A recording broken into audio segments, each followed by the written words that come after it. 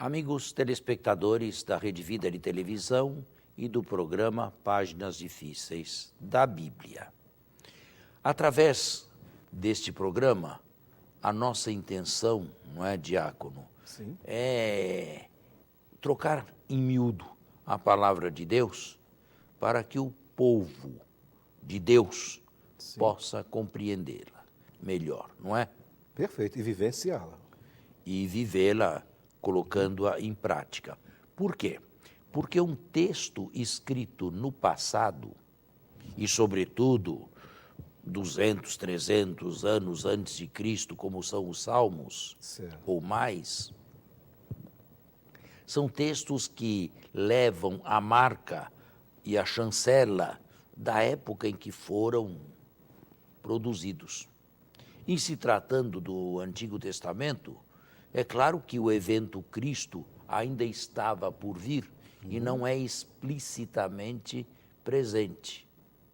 E, no entanto, já dissemos aqui que a melhor oração que a igreja encontra são os salmos. Perfeito. A igreja não modifica a sua escolha, ela não cria orações próprias em detrimento dos salmos. E não existe uma liturgia ou uma celebração litúrgica qualquer, não só a Eucaristia, mas outros sacramentos, em que não entre a palavra de Deus e um salmo responsorial. Não existe. Agora, é pena. A igreja supõe, teoricamente, que os presentes respondam a Deus através do salmo cantado ou recitado, mas com conhecimento, o que na prática não se dá. Infelizmente. Na prática não se dá. E são poucos os pregadores que pregam a partir de um salmo. Verdade. Normalmente se prega ou a partir do Evangelho ou a partir de alguma leitura anterior ao Evangelho. Mas eu nunca ouvi uma pregação a respeito de salmos. Nunca. Jamais. Então, este programa quer suprir uma lacuna. E o telespectador fique também ciente que, às vezes, por razões próprias dela, da Rede Vida, o programa não vai ao ar. Não é frequente, mas acontece. Neste caso, ele vai ao ar, sim, no domingo seguinte. É bom que o telespectador saiba disso para não ficar em pânico se algum domingo não aparecer o texto no horário consueto. Agora nós estamos aqui no sul, sudeste, sudoeste, com horário de verão também, não é? É diferente do horário do norte e nordeste. Então é preciso se sintonizar com o horário de Brasília, daqui até fevereiro, quando voltamos à hora solar. Tá bem? Tá bem. Bom, nós terminamos, e eu quis dar uma longa catequese e teologia a respeito do Salmo 110. Não vou fazer isto com todos os salmos, porque senão nós vamos passar aqui 3 anos vendo os salmos. Mas valeu aquela explicação teológica? E como valeu? Foi clara? Claríssima. Bem, ela foi exaustiva ou tem alguma pergunta a ser feita? Não me ocorre. No momento não me ocorre alguma pergunta. Não? Não. Bem, o senhor representa o pulso de todos os telespectadores aí. É só um comentário que eu faço assim. É como aquela mentalidade, né? A mentalidade dos judeus, para que a gente entre naquela mentalidade para depois trazer para a nossa vida. Essa é a grande dificuldade nossa.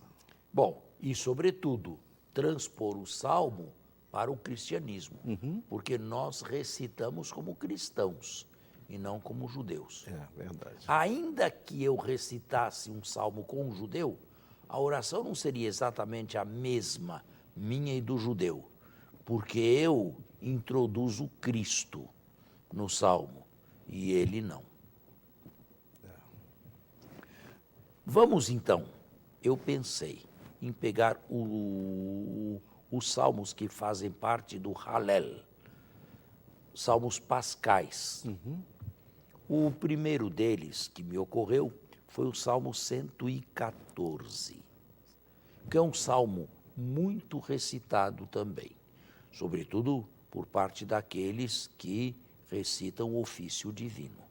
É um salmo que aparece sempre nos domingos, ou quase sempre nos domingos, e em algumas solenidades também, no ofício divino. Ele é curto, mas ele é denso, como eu vou explicar. Pode ler a primeira parte, os versículos 1 e 2. Quando Israel saiu do Egito, e a casa de Jacó de um povo bárbaro, Judá se tornou seu santuário, e Israel o lugar de seu império. Bem, aqui já podemos fazer algumas considerações. Quando Israel saiu do Egito, a casa de Jacó é sinônimo de Israel. Judá, propriamente, era a monarquia do sul. Havia duas monarquias, a de Israel no norte, ou também Jacó, e a de Judá ao sul. O salmo foi composto quando elas não existiam mais. Porém, ele, de certa maneira, remontando-se ao passado histórico, bíblico deste povo aqui, ainda se recorda da época em que Israel e Judá viviam juntos. Agora, há diversas coisas do Êxodo que ele salta. Por exemplo, ele não fala nada da perseguição do faraó, do genocídio das crianças do sexo masculino. Ele não fala nada a respeito das pragas, nem da última praga, que foi a morte dos primogênitos. Ele não fala nada da aliança do Sinai e da travessia do deserto. Ele tem uma visão própria, compacta e reduzida da história sagrada, como se encontra em Êxodo, os 15 primeiros capítulos desse livro aí. Em compensação, ele é um salmo extremamente metafórico. Eu já tive a ocasião de dizer que os salmos são oração em forma de poesia. Sim. E, sendo poesias, os autores são mais livres do que na prosa. Os autores podem usar símbolos que, na linguagem de prosa, nós não usamos. Ele, por exemplo, apostrofa o Mar Vermelho, no início da partida, e o Jordão, no final da partida, como se fossem criaturas inteligentes. Apostrofa montanhas e apostrofa colinas. Leia os versículos 3 e 4. O mar viu e fugiu, o Jordão voltou atrás, os montes saltaram como carneiros e as colinas como cordeiros. Isto é pura metáfora, é pura poesia. Mas ele quer ser profundo. Um comentário bíblico luminoso a este salmo aqui seria o capítulo 19, não vamos ler agora, porque não há tempo para isso, o capítulo 19 do livro da Sabedoria, o último livro bíblico que foi escrito, faz parte dos deuterocanônicos, uns 50 anos antes de Cristo, em grego, em Alexandria, no Egito. Continue.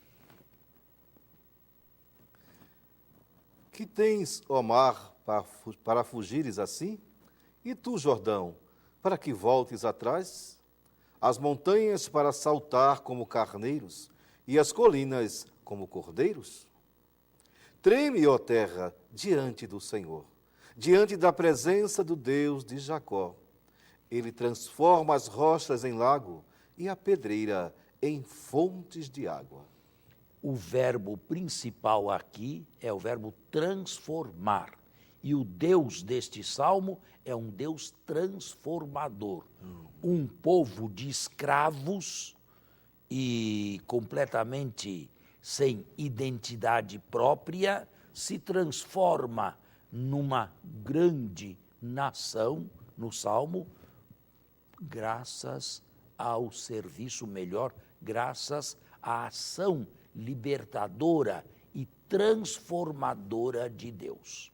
E se a ação transformadora é o leitmotiv, é o principal motivo deste salmo aqui, o salmo é por excelência um salmo pascal, porque nada melhor a falar ou a comentar esta ação transformadora que o mistério pascal.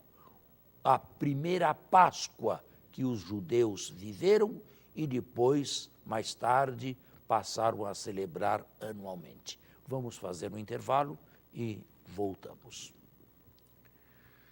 Nós, no entanto, podemos imaginar, e certamente houve, uma procissão anual celebrando a realeza de Marduk no dia do Ano Novo, no primeiro dia do ano, lá por ele celebrado. Não é o nosso 1º de janeiro, não. Era outro dia e outro mês. Naquele dia se fazia a procissão solene com a estátua de Marduk pela via sacra de Babilônia. Os outros deuses, as outras divindades atrás. A fechar esse cortejo, os utensílios do Templo de Jerusalém. E podemos imaginar a indignação, melhor, em primeiro lugar, a humilhação Sim. dos judeus desterrados ao se verem objetos de zombaria. Objetos de zombaria por parte do povo de Babilônia. Agora leia o versículo 1 e 2. Não a nós, Senhor, não a nós, mas ao teu nome dá glória, por teu amor e tua verdade. Porque diriam as nações, onde está o Deus deles? É a zombaria dos babilonenses. Onde está o vosso Deus? Onde está o vosso Deus que dizíeis ser o Deus libertador? Ele não está em lugar nenhum. O nosso Marduk é o mais importante. Este salmo aqui tenta ir de encontro à idolatria da época babilonense. Certo. Agora, lutar contra a idolatria pode ser realizada em 2 níveis.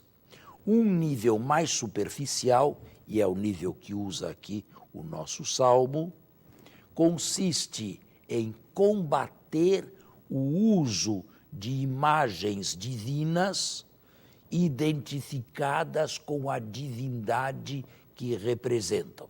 Entendo.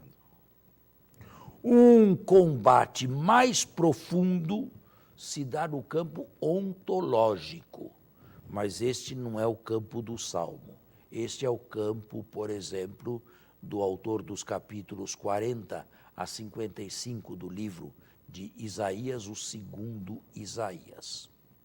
Os nossos autores, ou o autor deste salmo aqui, luta no primeiro nível, mais superficial e mais popular.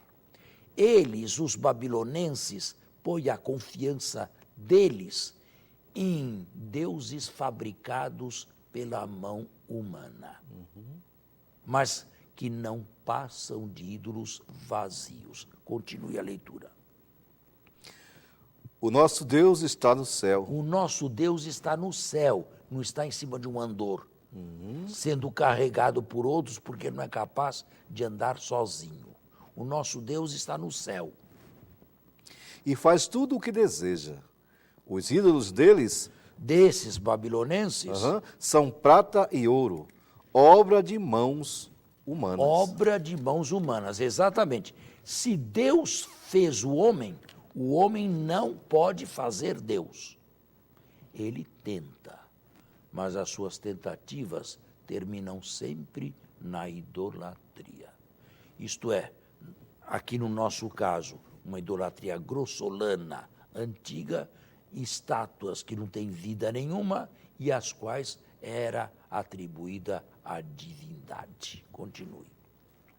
Tem boca, mas não falam. Tem olhos, mas não veem. Tem ouvidos, mas não ouvem. Tem nariz, mas não cheiram. Tem mãos, mas não tocam. Tem pés, mas não andam. Não há um murmúrio em sua garganta. Está vendo? Esses são os ídolos carregados em procissão, atrás de Marduk, ele também um ídolo, pelas ruas de Babilônia. Tem mãos, mas não apalpam, tem pés, mas não andam, isto é, não tem vida alguma. É o homem construindo o seu Deus, a sua imagem e semelhança. Interessante. Continue. Continua.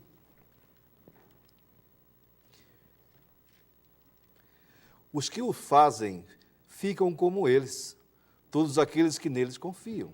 Eles são ocos por dentro. É só virar de cabeça para baixo que se olha para dentro não tem nada. Não são maciços, são ocos.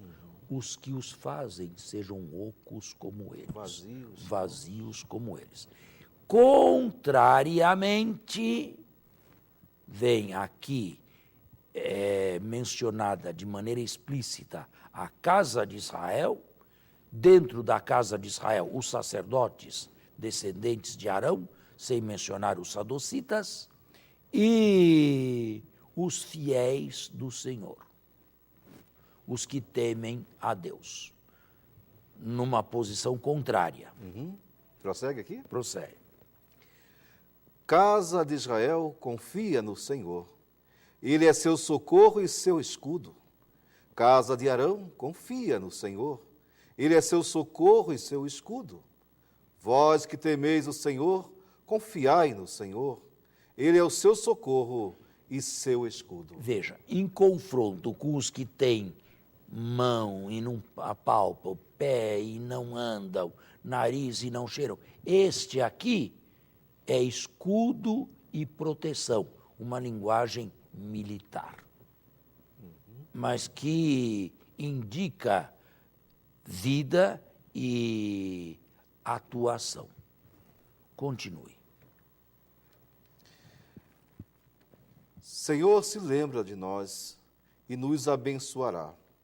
Abençoará a casa de Israel, abençoará a casa de Arão, abençoará os que temem o Senhor. Não os ídolos, Os pequenos com os grandes. Que o Senhor vos multiplique, a vós e a vossos filhos. A primeira bênção de Deus, sede fecundos e multiplicai-vos. Sede benditos do Senhor, que fez o céu e a terra. O céu é o céu do Senhor, mas a terra ele a deu para os filhos de Adão. Os mortos já não louvam a Deus, nem os que descem ao lugar do silêncio. Nós, os vivos, nós bendizemos ao Senhor, desde agora e para sempre. O salmo foi lido, Sim. de certa maneira foi interpretado. Numa transposição para os nossos tempos, nós também podemos falar em idolatria. E como?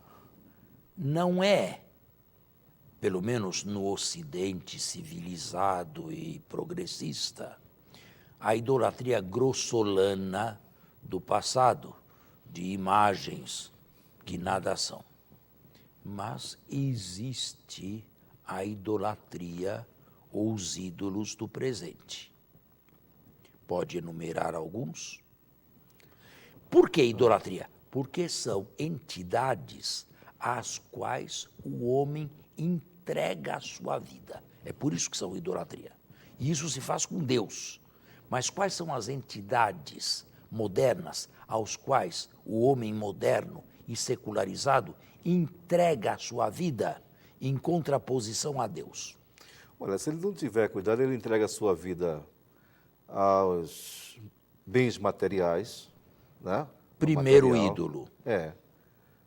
Segundo ídolo. Ele entrega a sua vida, a vida desregrada sexualmente. Tem gente que coloca isso em primeiro lugar.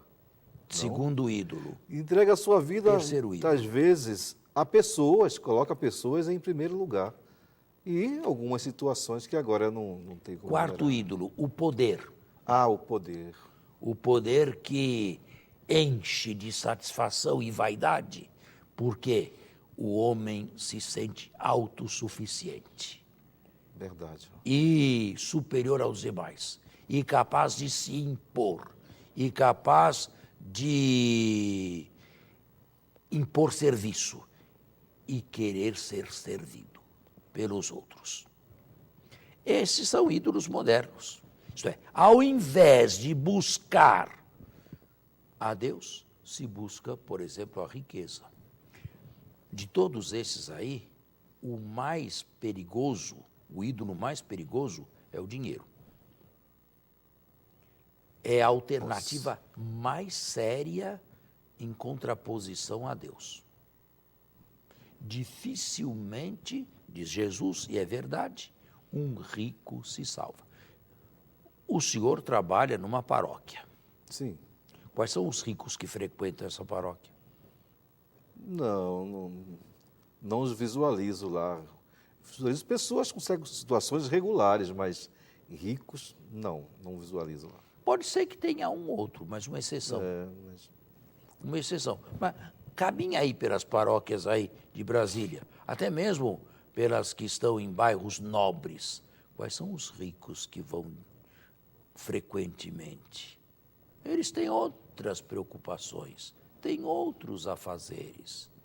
Eles não têm necessidade de Deus, porque Deus é, de certa maneira, indisponível. Eu não busco Deus para dinheiro, para aumentar o meu caixa. Eu não busco, se precisar de um emprego, eu tenho que ir atrás do emprego, não só rezar a Deus. Se eu precisar de saúde, eu tenho que buscar médicos. E para muita gente, isto faz com que Deus seja inútil. Deus é indisponível e está na ordem da gratuidade, não na ordem do toma lá e dá cá. Entendi.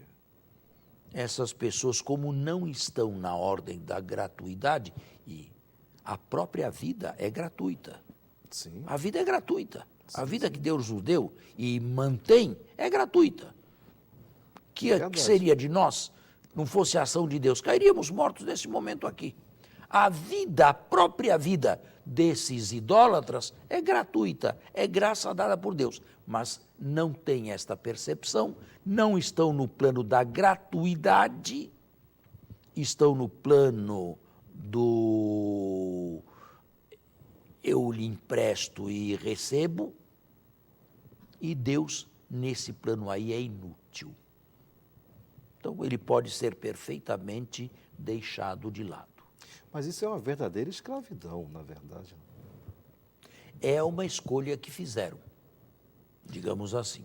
Mas não há uma sedução, né? Há uma Sim, sedução. é uma escolha que fizeram. Certo. Claro, ninguém nasce assim.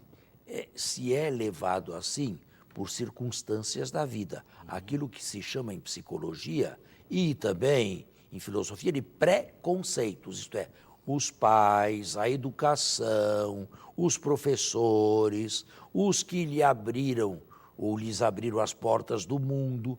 Que pessoas foram essas? Todas estas influenciaram e todas essas foram formando os pré-conceitos daquele lá. de tal maneira que quando ele começa a agir por conta própria, ele já está, de certa maneira, delimitado. Não a ponto de perder completamente a liberdade. Isto não. Ele pode voltar aos seus preconceitos e criticá-los, eventualmente, e modificá-los. Mas quem é o homem que faz isto? Quem é o homem que faz isto?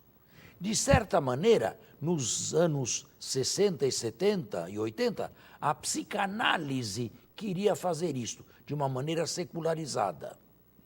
Mas passou o tempo do boom da psicanálise. Existem pessoas que se voltam a seus preconceitos, os criticam e, eventualmente, os emendam ou os transformam. São as grandes conversões e os grandes convertidos, por exemplo, do século XX. Agora, quais são as pessoas capazes de se voltar a si mesmas? A vida é uma grande psicanálise também, para aqueles que sabem viver e para aqueles que são críticos. A crítica se inicia com a autocrítica. A autocrítica. Isto é, eu criticar aquilo que eventualmente recebi como herança ou como dado no meu passado. Se não fizerem isto, claro que já são, de certa maneira, conduzidos nessa direção, não é? Não sei se me fiz entender. Não, enquanto o senhor fala aí, eu estou lembrando, a situação que nós vivemos hoje, a grande mídia, por exemplo, que estimula justamente a isso, não? Estimula, posse, claro, o poder, o prazer. evidente, mas escute, essas novelas passadas na televisão, o que são? O que querem? Bom, querem mídia, querem dinheiro, querem audiência. Mas por detrás disso, quais são os valores que veiculam? Pois é. Está aí. Esses aí, que foram aqui apontados. E que são alternativa com relação a Deus. Portanto, existe uma idolatria moderna dos nossos dias, uma idolatria secularizada, vivida até por gente que não tem a fé teologal, até por gente que não crê em Deus e não se diz praticante. Não crê no verdadeiro Deus, mas se entrega a um derivado ou a um surrogado. E assim passam a vida e gastam os seus dias. Pois bem, este salmo aqui quer ser um lembrete contra toda forma de idolatria. Tudo aquilo que não é Deus corre o risco de se transformar em ídolo. Claro, nós não podemos pensar em Deus o dia inteirinho, mas qual é a nossa maior preocupação? É servir a Deus ou servir a nós mesmos? Qual é a nossa melhor meta? É buscar o reino de Deus ou buscar o meu prazer, a minha satisfação, o meu dinheiro? Mas para isto é preciso autoconsciência e autocrítica. Caso contrário, a idolatria é sempre uma alternativa, inclusive para aqueles que vivem a vida secularizada. E o problema é que a consequência não é só pessoal, ela se torna a consequência comunitária, social. A idolatria ela é terrível por isso, que ela traz uma consequência não só a nível pessoal, mas a nível comunitário, social. Sim. Não tenha dúvida. A mídia em geral e a sociedade toda oferece o quê? Oferece coisas materiais, bens materiais. O importante, e aí está, o importante é viver bem nesta vida. Esta é a melhor vida, esta é a única vida, Esta é a vida mais importante. Não há outra que se esperar. Ou se houver, bem, não é agora, não é para agora. Agora é preciso apostar tudo nesta vida aqui e viver os dias da melhor maneira possível. Comamos, bebamos, porque amanhã morreremos. Mas aí entramos num vazio, Bom. esse vazio que o Salmo citou aqui, né? Bom, É o vazio ídolo, existencial, é o o ídolo, vazio. é o ídolo, é incensar a moderna idolatria. Tá certo, ficou mais claro. Fica bem claro? Sim, sim. Bem, eu queria já iniciar o outro salmo, o Salmo 118, mas o nosso tempo mas está já? esgotado. Eu não vi o Então, tempo passar. deixamos o Salmo 118 para a semana que vem. Muito obrigado e até lá. Até o próximo domingo com a graça e o amor de Deus em nossas vidas.